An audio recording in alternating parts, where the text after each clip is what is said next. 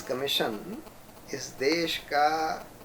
आज सबसे अहम एंटी करप्शन इंस्टीट्यूशन है, क्योंकि लोकपाल का अभी तक गठन किया नहीं गया है और उसके अभाव में सेंट्रल विजिलेंस कमीशन को सीबीआई के ऊपर सुपरवाइजरी अथॉरिटी दी गई है और विसल ब्लोअर प्रोटेक्शन का भी, विसल ब्लोअर कंप्लेंट्स एंटरटेन करने का भी काम सीबीसी को दिया गया है। तो इसके चलते सीबीसी आज देश का सबसे अहम एंटी करप्शन इंस्टीट्यूशन है। इसलिए ये बहुत बेहद ज़रूरी है कि सेंट्रल विजिलेंस कमीशन में जिन लोगों की नियुक्ति करी जाए वो बिल्कुल ईमानदार हों और उसके लिए ये ज़रूरी है कि उनकी नियुक्ति करते समय पारदर्शिता होनी चाहिए। यानी कि देश की जनता को ये पता होना चाहिए कि किस आधार पर किन लोगों को इन पदों के लिए सरकार शॉर्टलिस्ट कर रही है। इसकी नियुक्ति में जो सिलेक्शन कमेटी है 3 लोग होते हैं, प्रधानमंत्री, गृह मंत्री और लीडर ऑफ ऑपोजिशन। लेकिन उससे पहले एक शॉर्ट लिस्ट बनाई जाती है और उससे पहले एप्लीकेशंस मंगाई जाती हैं, एडवर्टाइज किया जाता है।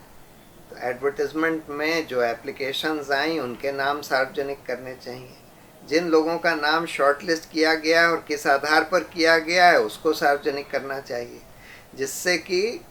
जिन लोगों के पास भी कोई रेलेवेंट इन्फॉर्मेशन हो इन शॉर्टलिस्टेड लोगों के बारे में वो सिलेक्शन कमेटी को भेजी जा सकें।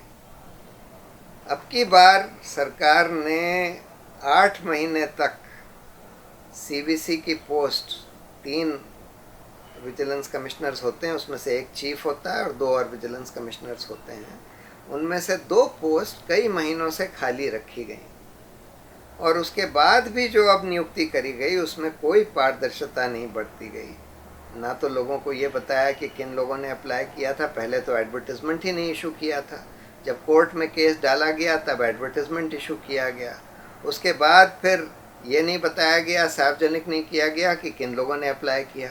उसके बाद सरकार कहती है उन्होंने कुछ शॉर्ट लिस्ट बनाई, उसको सार्वजनिक नहीं किया गया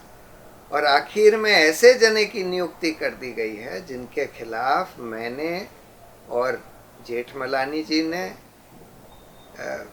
चिट्ठियां लिखी थी प्रधानमंत्री को और उन्होंने राष्ट्रपति को भी, जिनको ये बताया था कि भाई इनके खिलाफ बहुत संगीन शिकायतें हैं। इनका नाम जो पूर्व सीबीआई डायरेक्टर थे रंजीत सिन्हा, उनकी जो डायरी बरामद करी गई थी जिसमें कि उनके घर पर रात में जो लोग आते थे उनसे मिलने, जो कि बहुत सारे इन्वेस्टिगेशंस, सीबीआई के इन्वेस्टिगेशंस में अक्यूज लोग थे, उन लोगों के नाम थे जिसमें कि इनका केवी चौधरी, जिनको कि सीबीसी नियुक्त किया गया है, उनका नाम भी कई बार आता है कि कई बार वो मिलने गए, क्योंकि सीबीआई उस समय एक स्टॉक गुरु स्कैम का इन्वेस्टिगेशन कर रही थी जिसमें कि इनका नाम भी आता है, केवी चौधरी का। इसी तरह से इनको जब ये नीरा राडिया के फ़ोन टैप किए गए तो इनकम टैक्स ने टैप किए, लेकिन उसके बाद उस पर कोई इन्वेस्टिगेशन नहीं किया, जबकि यही उस समय मेंबर इन्वेस्टिगेशंस थे और सुप्रीम कोर्ट आते भी थे इस केस के लिए। उसी तरह से एचएसबीसी बैंक की जब लिस्ट आई जो कि फ्रेंच सरकार ने हिंदुस्तान को भेजी, उस पर भी कोई ठोस कार्रवाई नहीं करी गई और आज तक भी नहीं करी गई पेनल्टी वगैरह की। जब एसआईटी का गठन किया सुप्रीम कोर्ट द्वारा, जिसमें कि 2 जजों को बनाया गया, उसमें कुछ ज़रूर एक्शन हुआ, लेकिन उससे पहले जब ये चौधरी साहब मेंबर इन्वेस्टिगेशंस थे या फिर चेयरमैन सीबीडीटी थे, central board of direct taxes, और इनका काम था ये इंश्योर करना कि भाई उन केसेस में तुरंत कार्रवाई करी जाए उन लोगों के खिलाफ जिनके अवैध अकाउंट थे स्विट्ज़रलैंड में एचएसबीसी में, उसमें कोई कार्रवाई नहीं करी गई। इसी तरह से 2G वाले मामले में भी सीबीआई को तो कोर्ट मॉनिटर कर रही थी, सीबीआई ने तो कुछ अपना इन्वेस्टिगेशन ज़रूर किया और कई लोगों की चार्जशीट्स भी फाइल करी, लेकिन इनकम टैक्स डिपार्टमेंट ने उसमें भी कुछ नहीं किया था। तो तमाम केसेस में ये देखा गया कि इन्होंने बड़े बड़े लोगों के खिलाफ इनकम टैक्स डिपार्टमेंट का कोई एक्शन नहीं होने दिया गया।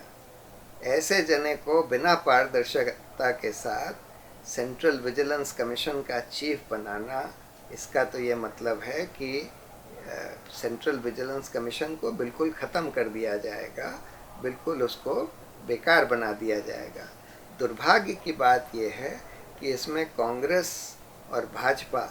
दोनों ही मिल गए ऐसे जने को अपॉइंट करने के लिए, क्योंकि जब कांग्रेस की सरकार थी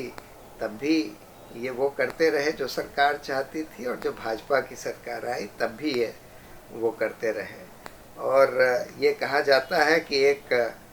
सहारा कंपनी में एक रेड हुई 22 नवंबर 2014 को, जिसमें 137 करोड़ रुपया कैश बरामद हुआ। नोएडा में रेड हुई थी ये, और उसके साथ साथ एक डायरी भी बरामद करी गई, एक कंप्यूटर की हार्ड डिस्क, एक पेन ड्राइव और एक डायरी। और ये कहा जाता है, ये सुनने में आया है कि उस डायरी में कई ऐसे बड़े बड़े पॉलिटिकल लीडर्स के नाम हैं जो कांग्रेस के हैं, भाजपा के हैं और भी पार्टियों के हैं, जिनको कि पेमेंट के बारे में उस डायरी में लिखा था कि कई कई करोड़ रुपए उनको पैसे दिए गए सहारा कंपनी द्वारा। अब इस डायरी को ये सुनने में आ रहा है कि शायद ये जो चौधरी साहब हैं, इनका कोई रोल उस डायरी, क्योंकि उसके बाद वो डायरी के बारे में एक अप्रेजल रिपोर्ट बननी चाहिए थी, उस पर फर्दर तहकीकात होनी चाहिए थी, लेकिन ऐसा लगता है कि वो कुछ नहीं हुआ, अप्रेजल रिपोर्ट भी नहीं बनाई गई है। और ये कहा जा रहा है कि उसको दबवाने में शायद चौधरी साहब का कोई रोल था। तो ये बहुत ही दुर्भाग्य की बात है कि कांग्रेस और भाजपा दोनों ही मिलकर इस सेंट्रल विजिलेंस कमीशन, जो कि इस देश का सबसे अहम इंस्टीट्यूशन है एंटी करप्शन का, उसको ख़त्म करना चाहते हैं। अब ये मामला सुप्रीम कोर्ट में जाएगा। हम लोग का एक पिटिशन सुप्रीम कोर्ट में ऑलरेडी लंबित है, जिसमें हमने पारदर्शिता वगैरह की बात करी थी। उस पिटिशन में या नई पिटिशन में इनका अपॉइंटमेंट ज़रूर चैलेंज किया जाएगा और सुप्रीम कोर्ट के ऊपर अब दायित्व है।